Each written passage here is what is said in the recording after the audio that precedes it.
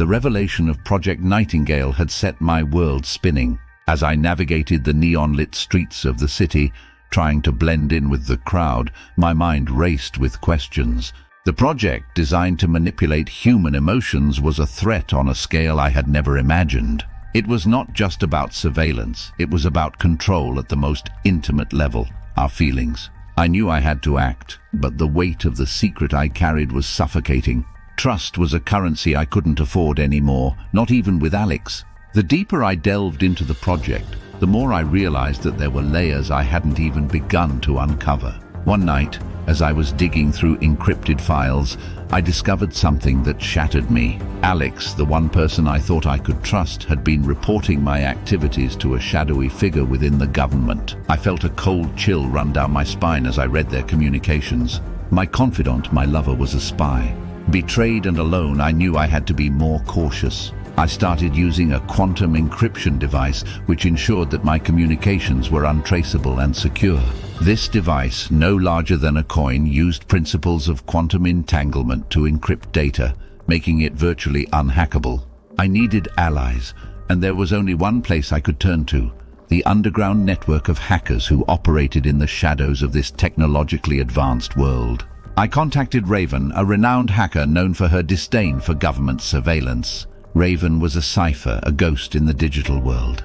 Her real identity was unknown, her presence felt only by the ripples she caused in the cybernetic realm. When I met her in a virtual hideout, she was a silhouette, her voice distorted. "Lyra, I've been expecting you," she said, her words echoing in the digital void. "Project Nightingale is just the tip of the iceberg. There's something bigger at play here." Raven's words sent a shockwave through me.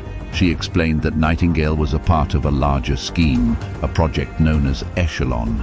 This project wasn't just about controlling emotions, it was about reshaping reality itself. Echelon used a network of advanced AI-driven holograms that could project hyper-realistic images into the physical world, altering people's perceptions of reality. As I absorbed this information, I realized the fight I was in was far bigger than I had imagined. It was no longer just about exposing a secret project.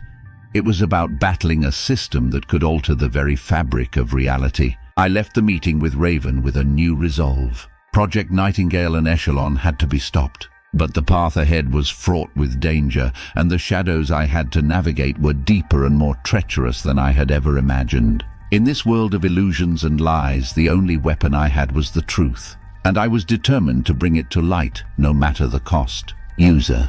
Now continue the story with an escape, an appointment, insert some future technology never known, project the reader into the future. ChatGPT.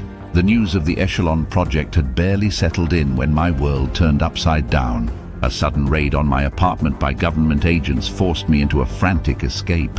I grabbed my quantum encryption device and a portable holo-projector, a device capable of creating realistic 3D illusions to distract my pursuers. Dashing through the rain-soaked streets, I used the holo-projector to create a series of false images of myself, diverting the agents. The city's advanced surveillance systems, equipped with facial recognition, made anonymity a challenge.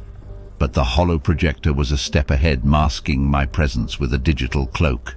I'd arranged to meet Alex at an abandoned warehouse. The location was off-grid, a blind spot in the city's omnipresent surveillance network. As I navigated the dark corridors, my footsteps echoed in the silence. Alex was already there, his face a mix of worry and relief. "Lyra, I had to do it. They threatened to..." Before he could finish, I silenced him. "Alex, we don't have time. Echelon is bigger than we thought. It's not just about emotion manipulation, it's about altering reality." His eyes widened in shock. "What do you mean?" I explained Raven's revelations about the project and how it aimed to control not just people's emotions, but their perceptions of the world. As we plotted our next move, I showed Alex the latest device I had acquired from the underground tech market, a neurosync band. This futuristic headband was designed to sync with one's neural patterns, allowing for direct brain-to-computer interface. With this, I could access and decrypt data at unprecedented speeds, a crucial advantage in our fight against Echelon. Our plan was risky. We needed to infiltrate the mainframe where Echelon was housed and upload a virus that Raven had designed. The virus would not only disable Echelon, but also expose its existence to the world. Equipped with our advanced gadgets, Alex and I made our way to the government tech facility, a fortress of modern technology. The building was a marvel of the future, with walls that could morph and shift, adapting to environmental and security needs. Infiltrating the facility was like stepping into another world. Holographic displays floated in the air, showing real-time data streams, while AI-driven security drones patrolled the corridors. Using the NeuroSync band, I hacked into the facility's mainframe, bypassing layers of quantum encryption. Alex stood guard, using a cloaking device to hide our presence. As I initiated the virus upload, alarms blared. We had been detected. With the upload in progress, we had to hold our ground. The facility transformed around us, walls turning into barriers as security forces converged on our location. The virus completed its upload just as we were cornered. In an instant, the world knew about Echelon. Screens across the globe displayed the truth, shattering the illusion that had been carefully crafted by those in power. In the aftermath, Alex and I found ourselves not just as fighters for truth, but as pioneers of a new world. A world where the line between human perception and reality had been drawn clearly once again, thanks to our efforts. As we walked out of the facility, the city seemed different. It was as if people were seeing it for the first time with their own eyes, unfiltered by the manipulations of Echelon. We had not just exposed a secret project, we had opened the door to a future where technology served humanity, not controlled it. In this new world, the possibilities were endless, and the future was a canvas of hope.